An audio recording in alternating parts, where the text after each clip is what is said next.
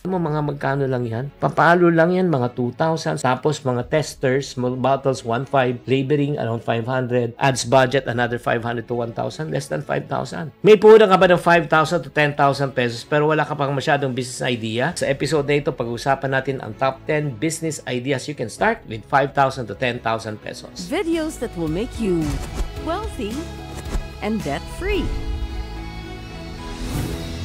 Hi there, this is Ching Kitan, your pambansang wealth coach. Super excited ako. Part 2 na po. Nag-part 1 na po tayo ng 10 business ideas. Naka 1 to 5 na po tayo. So just in case you missed it, nasa comment section na lang po. Right now, let us go to part 2. 6 to 10 na po tayo na pwede mong start na negosyo sa 5 to 10,000 pesos. Ito yung idea. Tubig. Okay? Pwede ka maging prepaid water refill reseller. Ang gagawin mo, makipag-partner ka lang sa isang water refilling station. Maging sub-reseller ka lang sa area mo. More or less, ang mga container niyan, I think 500 pesos or less. No? Kunyari, umuha ka ng 5 containers, di ba? Times 5, 2,500 na yon. Ang next, ang gagawin mo, pwedeng pick up or pwedeng i-deliver mo, lalo na kung sa area nyo lang, malapit lang. Tapos, pwede kang mag-deposit na lang sa kanya ng prepaid water credit na let's say 2,000. Sabihin mo sa kanya, every time na di-deliver, okay, babayaran mo na siya agad or pwedeng prepaid na agad. Diba? Pagkatapos kikita ka ng mga siguro 5 pesos to 10 pesos, depende kung anong arrangement nyo. Ang kagandahan kasi sa tubig talaga, necessity siya. Diba? At the same time, imbis na lumayo pa, kung ikaw na yung parang distributor doon, parang reseller doon ka na lang pupuntahan. Kaya nga pinakamaganda niyan, alam mo, para magkaroon ka regular,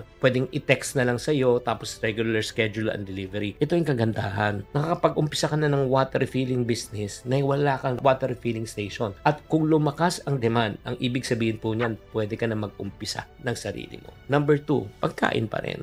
Alam mo, isa pang maganda, 5 to 10K, merienda na pansit bilao, spaghetti bilao na pre-order. Alam mo, ang Pinoy, ang hilig niyan eh. Ako may pinag-orderan ako dito. Pang family size, 700 pesos. Sobrang sarap ng pansit talaga. At sa totoo lang ha, yung nagdadala dun yung sabaw eh. Kahit walang masyadong recados, pero meron naman. Pero sobrang sarap, di ba? Alam mo, ingredients mo lang dito, kailangan mo lang mga 2,500. Aluminum tray, 500. Initial marketing mo sa Facebook. Ang kagandahan dito, pwede kang kumita. Ito, pag kayo nagluto, 100%.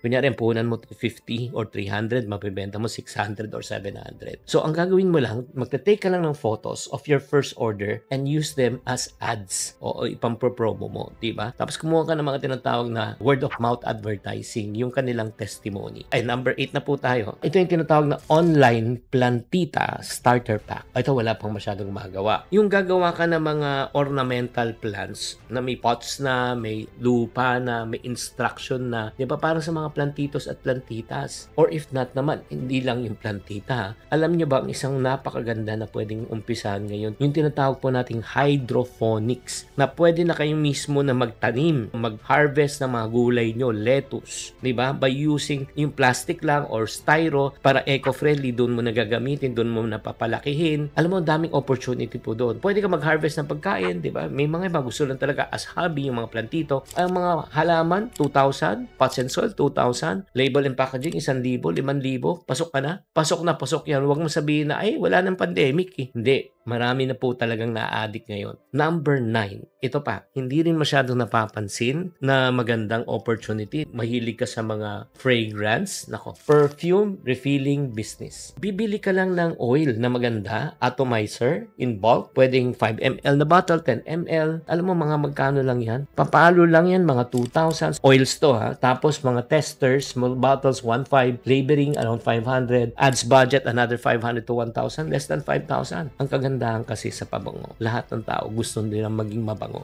Agree? So, pagkatapos yan, pwede kang mag-buy 3, take 1, or buy 5, take 1. Pwede ka rin magpa-reseller. That's another opportunity. At last but not the least, ito, may specialized na kailangan pong matutunan. Especially kung ikaw ay mahilig ka sa mga graphics, design. Alam nyo ba na hindi masyado napapansin pero napakaganda ng demand dito. Yung personalized sticker printing. Alam mo, ang dami na rin kasi ngayon nagnenegosyo. Wala silang label. So, pwede kang gumawa ng mga labels para po sa kanila. Di ba? Sample stickers, di ba? Alam mo, mga design, ang dami na po ngayon. Canva, di ba? 500 pesos lang per month or 600. Tapos, marunong ka ba mag-print? Or if not naman, ang gusto mo, kahit na huwag kang bumili ng printer, ang gagawin mo, maghanap ka lang ng printer. Ikaw ang magiging parang middleman. Sila magpiprint, ikaw lang ang magmamarket. Kung may design ka, pagagawa mo rin sa outsource mo, i-outsource mo rin sa printer. Tapos sila magpiprint, tapos ikaw na magdi-deliver.